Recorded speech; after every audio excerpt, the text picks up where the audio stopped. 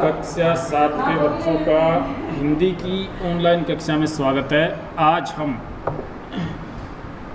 चौथा पाठ पढ़ेंगे जिसका नाम है कठपुतली। सभी बच्चे अपनी टेक्स्ट बुक खोल लेंगे और ध्यान से देखेंगे। पाठ का नाम है कठपुतली। तो सबसे पहले हम पाठ के शीर्षक के बारे में जानेंगे, कठपुतली। अब कठपुतली का मतलब क्या होता है, क्या होती कठपुतली? कभी किसी ने इसका नाम सुना है? कठपुतली देखी है किसी ने? चलो मैं बता देता हूँ। कठपुतली, कठ का मतलब होता है, कठ शब्द काठ, काठ शब्द बना है काष्ठ से। कठ का मतलब होता है लकड़ी। पुतली, पुतली यानी एक खिलौना, यानी लकड़ी का खिलौना। एक लकड़ी का ऐसा खिलौना होता है और उस खिलौनों को धागे के द्वारा नियंत्रित करके उसको नचाया जाता है, उसी को कठपुतली कहते हैं। अब इसके बारे में कविता बना रखी है, चलो कविता को पढ़ लेते हैं, सभी बच्चे ध्यान से सुनेंगे। कठपुतली गुस्से से उबली, बोली ये धागे क्यों हैं मेरे आगे पीछे, इन्हें तोड़ दो मुझे मेरे पाँव पर छोड़। सुनकर बोली और कठपुतलियाँ कि हाँ बहुत दिन हुए अपने मन के छंद छुए, मगर पहली कठपुतली सोचने लगी ये कैसी इच्छा मेरे मन में जगी। बस कविता पूरी हो गई। चलो इसका भावार्थ समझ लेते हैं। कठपुतली, कठपुतली गुस्से से उबली, यानी कठपुतली जो है, जो लकड़ी का बना खिलौना है, उसको बहुत गुस्सा आ रहा है। वो गुस्से से उबलती हुई बोल रही है। क्या बोल रही है?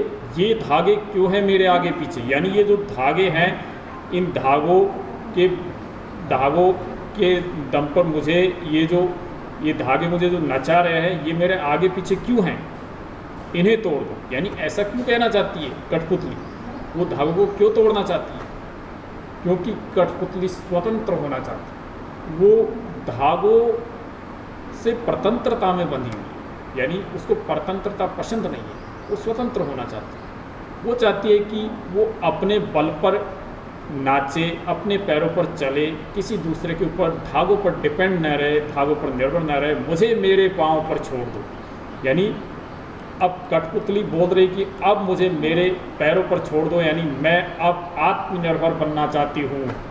अब मुझे किसी धागे की ज़रूरत नहीं है, मुझे परतंत्रता की बेड़ियों से निकाल दीजिए, मुझे स्वतंत्र कर दीजिए।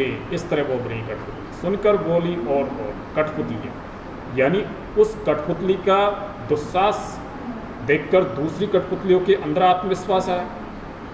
तो क्या बोलती है दूसरी कठपुतलियाँ? सुनकर बोली और कठपुतलियाँ कि हाँ बहुत दिन हुए अपने मन के छंद छुई।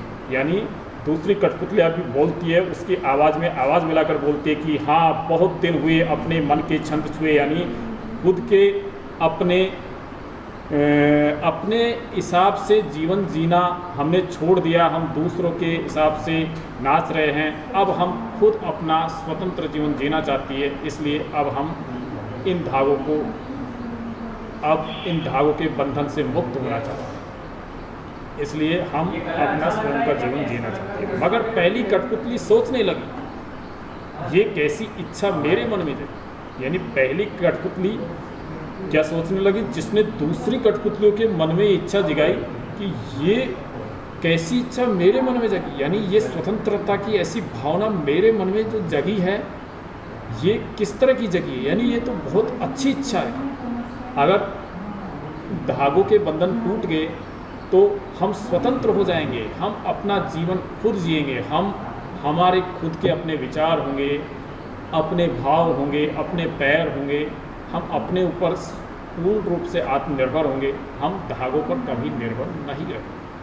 तो ये इस तरह का जो है इस कविता में भाव बताया गया। वैसे इस कविता के माध्यम से जो कवि भवानी प्रसाद मिश्र ये कहना चाहता है हमें कि हमें स्वावलंबन का जीवन जीना चाहिए, यानी स्वयं अपने ऊपर आत्मनिर्भर होना चाहिए। हमें किसी परतंत्रता के अधीन होकर काम नहीं करना चाहिए, किसी गुलामी के अधीन होकर काम नहीं करना चाहिए। जिस तरह भारत पहले अंग्रेज़ों का गुलाम था और सभी लोग गुलामी में जीवन जी रहे थे, और ये स्पष्ट रूप से हमको ये संदेश देती है कविता कि हमको कभी भी परतंत्रता गुलामी का जीवन नहीं जीना चाहिए, हमको स्वतंत्रता का जीवन जीना चाहिए, आत्मनिर्भर होना चाहिए।